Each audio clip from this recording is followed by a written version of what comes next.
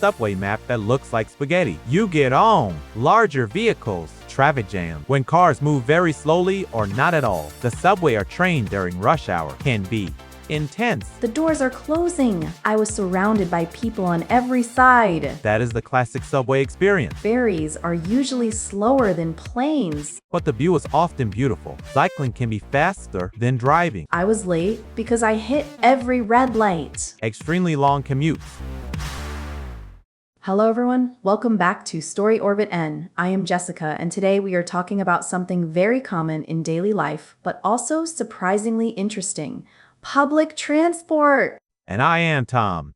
If you have ever taken a train that was late, waited for a bus in the rain, or tried to understand a subway map that looks like spaghetti, then today's episode is definitely for you. That spaghetti description is so accurate. I remember the first time I saw the London Tube map. I thought it was some kind of abstract art. Honestly, it kinda is. But public transport is also one of the best topics for English learners because you hear these words all the time. Words like bus, train, or subway. Maybe we should quickly explain those. A bus is the big road vehicle that carries many passengers around the city. And a train usually travels between cities or across long distances on railway tracks. Trains are often faster and more comfortable for longer trips. Then we have the subway, which is the underground train system in big cities. In London, people often call it the tube. And if you want a private ride instead of public transport, you might take a taxi. A taxi is a car with a driver that you pay to take you somewhere. Exactly. So buses, trains, and subways are public transport because many people share them, while taxis and cars are usually private transport. And when you start talking about these vehicles in English, you quickly discover some funny expressions like get on and get off. Yes, and those little expressions can be confusing. For example, many learners ask me why we say get on the bus, but get in the car. It sounds random at first. Yeah, that one confuses people. Many English learners wonder when they should say get on and when they should say get in. The general idea is that you get on larger vehicles where you can stand or walk around a bit, like a bus, train, plane, or subway.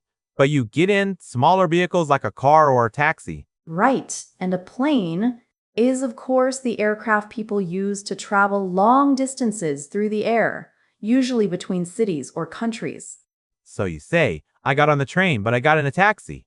If you say, I got in the train, people will probably still understand you, but it sounds a little unusual. And if you say, I got on the taxi driver might look at you like, what? Or maybe they will think you climb on top of the taxi like in an action movie. That would be a dramatic commute. Speaking of commuting, that is another important word. Commute means traveling regularly between your home and your workplace or school. Right. For example, someone might say, my commute is about 40 minutes by train. That means every day they take the train for 40 minutes to go to work. My commute used to be really long once. I had to take a bus, then the subway, then walk 10 minutes. By the time I arrived at work, I felt like I had already completed a small adventure. That is the classic big city commute. Bus, subway, walking, maybe a coffee stop if you are lucky. And sometimes a traffic jam if you are not lucky. Ah yes, traffic jams.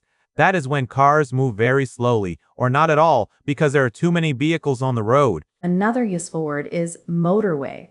In British English, a motorway is a very large, fast road designed for long-distance travel between cities. In American English, people usually say highway or freeway. Right.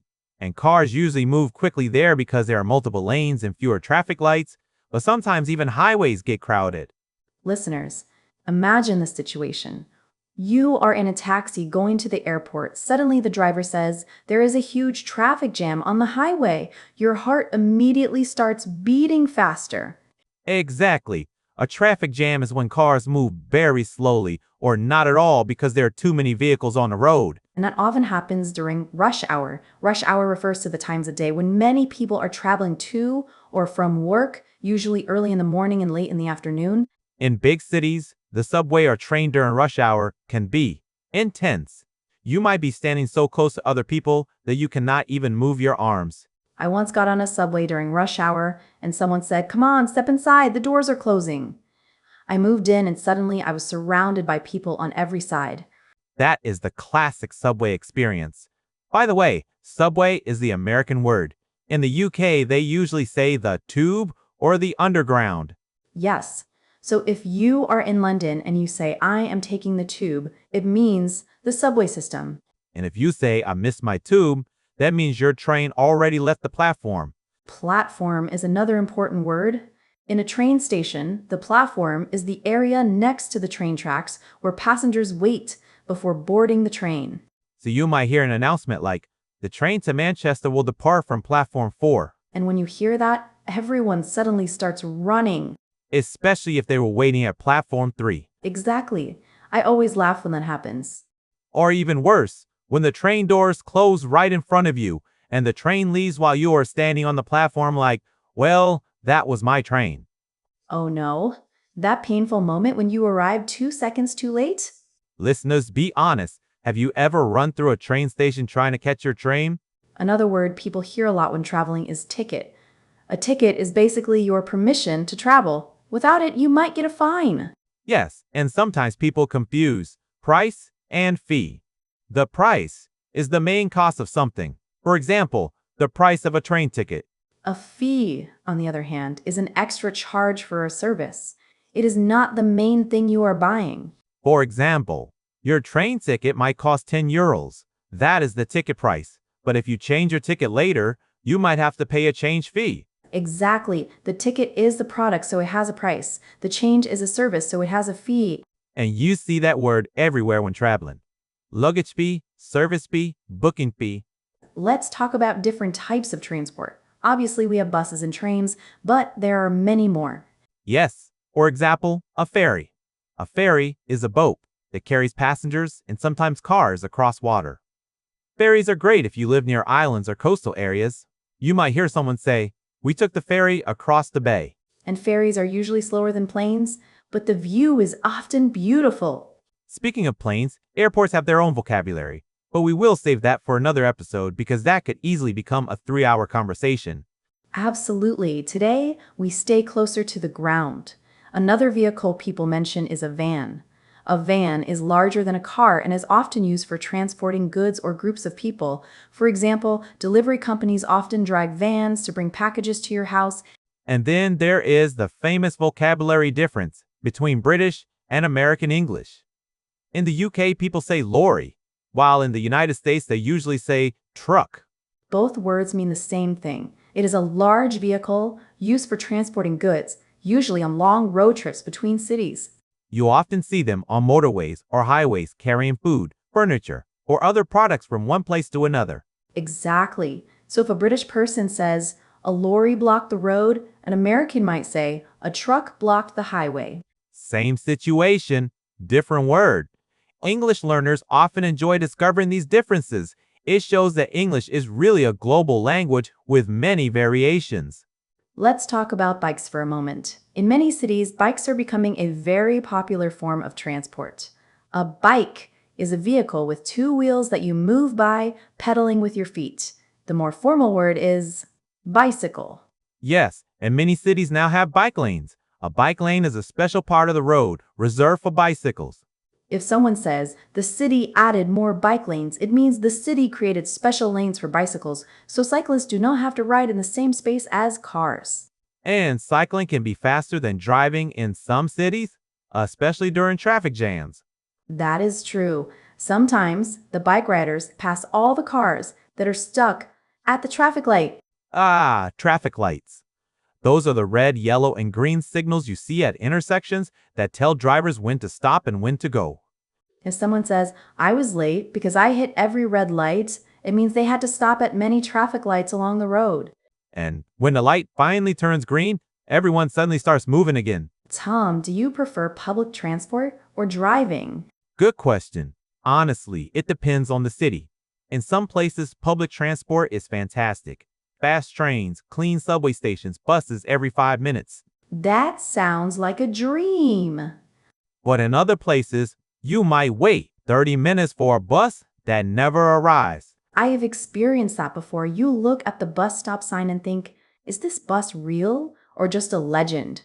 A mythical bus that appears once every 100 years. And in some cities, People also worry about safety on public transport, especially late at night. Yes, that is another thing travelers sometimes think about. If the station is empty or poorly lit, people may feel a little uncomfortable.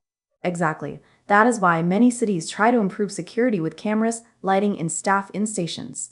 But public transport also has advantages. You can read, listen to music, or even practice English while you travel, which you can't do if you are driving a car. That is a great point. Listeners, if you are commuting right now on a bus or train, congratulations. You are turning your commute into a learning moment.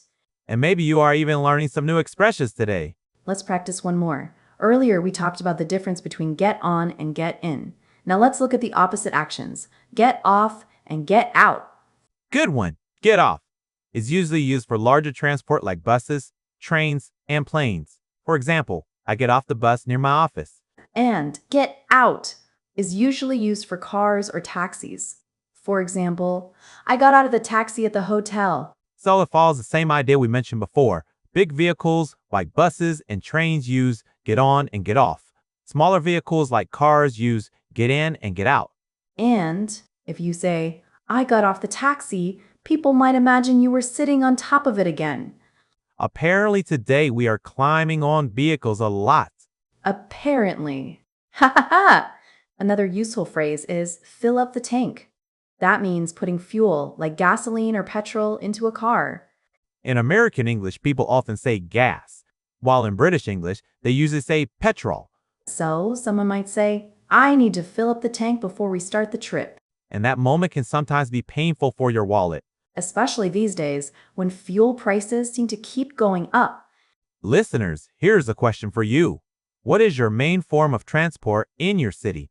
Do you usually take the bus, the subway, a bike, or maybe walk? And how long is your commute? 5 minutes, 30 minutes, maybe more than an hour? Some people have extremely long commutes. I once met someone who spent 2 hours traveling to work every day. 2 hours? That is 4 hours a day traveling. Exactly. But they said they used that time to read books and listen to podcasts. Hopefully, StoryOrbitEN. Tom, have you ever taken a really unusual form of transport? Let me think. Once I took a small ferry between two tiny islands. The boat was so small that I felt every wave. That sounds exciting. It was exciting and slightly terrifying at the same time. That combination makes the best stories. What about you, Jessica? I once rode in a tiny van in a mountain village. The road was extremely narrow, and the van driver somehow managed to pass another vehicle on the road. That sounds stressful. I was holding my breath the entire time. Transportation stories always include a little bit of adventure. Before we finish, let's review some of the vocabulary we talked about today so listeners remember it. We talked about commute, which means traveling regularly between home and work. We talked about rush hour, the busy times when many people are traveling. We talked about traffic jam, when cars are stuck and moving very slowly. We also mentioned platform, the place where passengers wait for trains. And we explained expressions like get on the bus, get off the train, and get in the car. We also explored different vehicles like buses, trains, ferries, vans, trucks or lorries, and bikes. And let's not forget, fill up the tank, which means putting fuel in a vehicle. That is a lot of vocabulary from a simple daily topic. Exactly. Everyday life is actually full of useful English. And now we want to hear from you. Write a comment below and tell us about your commute or your favorite form of transport. We love reading your comments. Honestly, it is my favorite part, and it also helps you practice your English. Thanks for spending time with us today. This is Jessica. And Tom. And this was StoryOrbitEN. See you in the next orbit of stories and English.